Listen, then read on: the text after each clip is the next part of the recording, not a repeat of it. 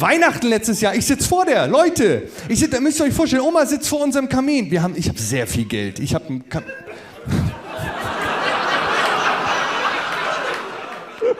Geil, ey, noch nicht mal am Ende des Satzes direkt. Du nicht.